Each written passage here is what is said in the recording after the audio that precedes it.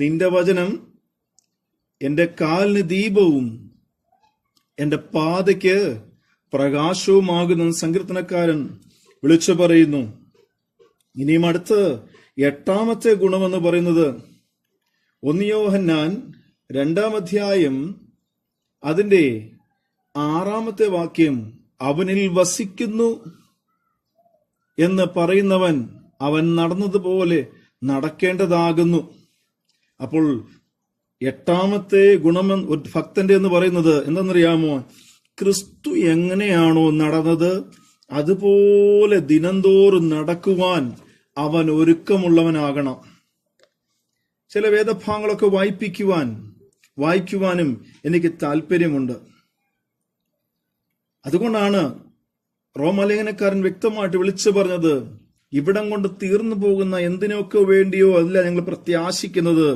ഞങ്ങളുടെ പ്രത്യാശ എന്ന് പറയുന്നത് അനന്തമായി ഞങ്ങൾക്ക് വേണ്ടി ഒരുക്കപ്പെടുന്ന ഒരു പാർപ്പിടമുണ്ടെന്ന് ഞങ്ങൾ വ്യക്തമായിട്ട് വിശ്വസിക്കുന്നു. ഇവിടെ പാർക്കുവാൻ ആരും പാർപ്പിടം ഒരു ഭക്തന് കൊടുത്തില്ലെങ്കിലും ഭക്തന് വിളിച്ചു പറയും, സ്വർഗം ഞങ്ങൾക്ക് എന്താണെന്നറിയാമോ? നിത്യമായ വാസസ്ഥലമാണ്. യഥാർത്ഥ ഒരു ഭക്തനെ സംബന്ധിച്ച് അവന് ഭൂമിയിൽ അവന് വിശ്രമിക്കുവാൻ സമയമില്ല. കാരണം അവൻ ആത്മഭാരത്തോടുകൂടെ അവന്റെ ദൈനംദിന വിശ്വാസ ജീവിതത്തെ അവന് ഓടിത്തികയ്ക്കുകയാണ്. ഇവിടെ അവന് വിശ്രമിക്കുവാൻ സമയമില്ല. അവനോട് ചോദിച്ചാൽ അവൻ വിളിച്ചു പറയും, സ്വർഗം അവന് ഒരു നല്ല വിശ്രമ സ്ഥലമാണ്. ഇനി അടുത്തത്, പ്രതികൂലത്തിന് നടുവിൽ ആരും മറവിടമായി തീരാതിരുന്നാലും സ്വർഗം അവന് എന്നേക്കുമായൊരു മറവിടമാണെന്ന് ഭക്തന് വ്യക്തമായിട്ട് വിളിച്ചു പറയാൻ ഇടയായിത്തീരും. 1 കൊരിന്ത്യർ ലേഖനം അതിന്റെ 1-ാം അധ്യായം അതിന്റെ 24-ാമത്തെ വാക്യം നാം ഇങ്ങനെ വായിച്ചാൽ നമുക്ക് ഇച്ചിരൂടെ വ്യക്തത വരും. ജാതികൾക്ക് ഭോഷത്വമെങ്കിലും യഹൂദന്മാരാകട്ടെ യൗവനന്മാരാകട്ടെ വിളിക്കപ്പെട്ട ഏവർക്കും ദൈവശക്തിയും ദൈവജ്ഞാനവുമായ ക്രിസ്തുവിനെ തന്നെ ഞങ്ങൾ, അതിന്റെ 23 വായിക്കുമ്പോൾ അതിന്റെ വ്യക്തത വരും. ഞങ്ങളോ ക്രൂശിക്കപ്പെട്ട ക്രിസ്തുവിനെ പ്രസംഗിക്കുന്നു, യഹൂദന്മാർക്ക് ഇടർച്ചയായും ജാതികൾക്ക് ഭോഷത്വമെങ്കിലും യഹൂദന്മാരാകട്ടെ യവനന്മാരാകട്ടെ വിളിക്കപ്പെട്ട ഏവർക്കും ദൈവശക്തിയും ദൈവജ്ഞാനവുമായ ക്രിസ്തുവിനെ തന്നെ. പലർക്കും യേശുവിനെ കുറിച്ച് പറയുമ്പോൾ, ഒരു ദൈവ പൈതലിന്റെ യാത്രയെക്കുറിച്ച് കാണുമ്പോൾ പലർക്കും പലതുമൊക്കെ തോന്നിയെന്ന് വന്നേക്കാം. പലർക്കും പല മുറിവുറുപ്പുകളൊക്കെ തോന്നിയെന്ന് വന്നേക്കാം. ഇത്രയും നാളും പുസ്തകങ്ങളും എടുത്ത് ചുമന്നുകൊണ്ട് നടന്നിട്ട് ഒരു ദൈവ പൈതലിനെ സംബന്ധിച്ച് അവന്റെ ജീവിതത്തിൽ നന്മകളൊന്നും ഉണ്ടായില്ലെങ്കിലും ലോകം വിളിച്ചോദിക്കും, എന്തുകൊണ്ടാണ് നിനക്ക് നന്മയില്ലാത്തത്, എന്തുകൊണ്ടാണ് നിനക്ക് സ്വസ്ഥതയില്ലാത്തത് എന്ന് ചോദിക്കുമ്പോൾ പൗലോസിനെ പോലെ നമുക്ക് പറയാൻ കഴിയണം, ഞങ്ങളുടെ ഈ മരുഭൂപ്രയാണത്തിൽ ഞങ്ങൾക്ക് ചിലപ്പോൾ സ്വസ്ഥതയില്ലെന്ന് വന്നേക്കാം, ഞങ്ങൾക്ക് ചിലപ്പോൾ സമാധാനമില്ലെന്ന് വന്നേക്കാം. എന്നാൽ ഞങ്ങൾക്ക് വേണ്ടി അനന്തമായി ഒരുക്കപ്പെടുന്ന നിത്യതയും സമാധാനവും സ്വർഗത്തിലുണ്ടെന്ന് ഞങ്ങൾ വ്യക്തമായി വിളിച്ചു പറയുന്നുവെന്ന് നമുക്ക് തന്റെ ഇടത്തോടെ പറയാൻ കഴിയണം. 2 കൊരിന്ത്യർ 13:12 ഇങ്ങനെ പറയുന്നു, ഇപ്പോൾ നാം കണ്ണാടിയിൽ കടമൊഴിയായി കാണുന്നു, അപ്പോൾ മുഖാമുഖമായി കാണും. ഇപ്പോൾ ഞാൻ അംശമായി അറിയുന്നു, അപ്പോഴോ ഞാൻ അറിയപ്പെട്ടതുപോലെ തന്നെ അറിയും. Praise the Lord.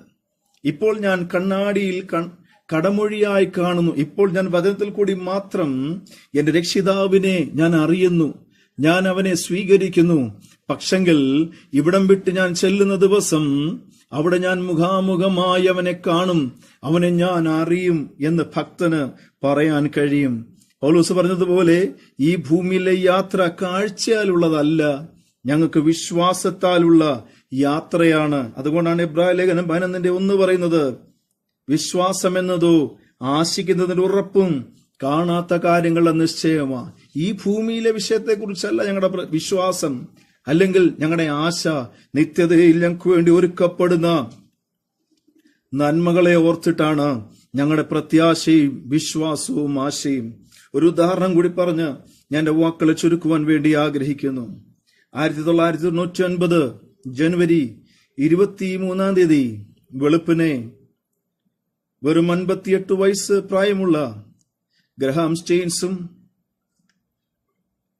തന്റെ മൂത്ത മകൻ ഫിലിപ്പ് വെറും 10 വയസ്സുള്ളവനും തീമോത്തി വെറും 6 വയസ്സുള്ളവനും ഒരു ശുശ്രൂഷയുടെ ഭാഗമായി അവര് യാത്ര കഴിഞ്ഞ് മടങ്ങി വരുമ്പോൾ രാത്രിയിൽ അവരവരുടെ വാഹനം ഒതുക്കിയിട്ടിട്ട് അവര് ആ വാഹനത്തിൽ തന്നെ വിശ്രമിക്കുവാൻ ഇടയായി തീർന്നു. എന്നാൽ അന്ന് രാത്രിയിൽ 50 പേര് കൂടുന്ന ഒരു സംഘം ആൾക്കാര് വാളുകളും കോടാലികളും മാരകായുധങ്ങളുമായി ഈ വാഹനത്തെ ആക്രമിക്കുകയും ഈ വാഹനത്തെ തീവെച്ച് ഈ ദൈവദാസനെയും ഈ 2 ആൺകുഞ്ഞുങ്ങളെയും കൊന്നുകളയുവാൻ ഇടയായി തീർന്നു. എന്നാൽ അന്ന് എന്തോ കാരണവശാൽ ഈ ദൈവദാസന്റെ ഭാര്യ ഗ്ലാഡിസും മകൾ എസ്തേറിനും ഈ യാത്രയിൽ പങ്കെടുക്കുവാൻ കഴിഞ്ഞില്ലാത്തതുകൊണ്ട് അവർ രക്ഷപ്പെടുകയും പിന്നത്തേതിൽ തന്റെ ഭർത്താവിന്റെയും 2 മക്കളുടെയും ഘാതകരോട് ദൈവസ്നേഹത്തിൽ ആ ദൈവദാസി ക്ഷമിക്കുകയും പിന്നെ ചില നാൾക്ക് ശേഷം അവര് അവരുടെ സ്വന്തം ദേശവുമായ ഓസ്ട്രേലിയയിലേക്ക് മടങ്ങിപ്പോകുവാൻ ഇടയായി തീർന്നു. എന്നെ അദ്ദേഹത്തിന്റെ ജീവിതകഥ അല്ലെങ്കിൽ ഈ അവസാനത്തെ നിമിഷങ്ങളുള്ള ഈ പുസ്തകം ഞാൻ വായിച്ചപ്പോൾ എന്റെ മനസ്സിൽ തട്ടിയ ഒരു ഭാഗമുണ്ട്.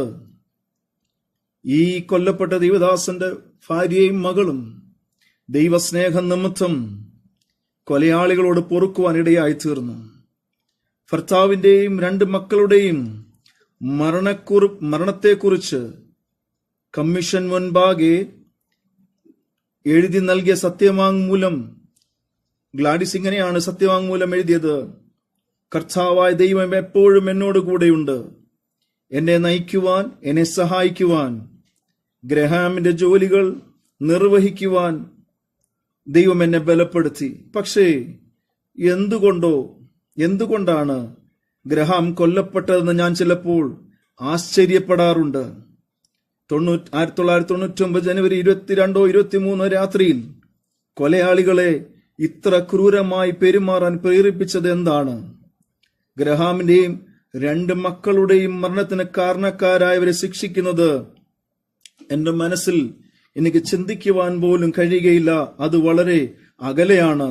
എന്നാൽ അവർ അനുദപിക്കുകയും മനസ്താപമുണ്ടായി അവർ മനസ്സ് ക്രമീകരിച്ച് പരിഷ്കരിക്കപ്പെടുകയും അവർ നല്ലവരായി തീരുകയും ചെയ്യുമെന്ന് ഞാൻ ക്രിസ്തുവിൽ വിശ്വസിക്കുന്നു.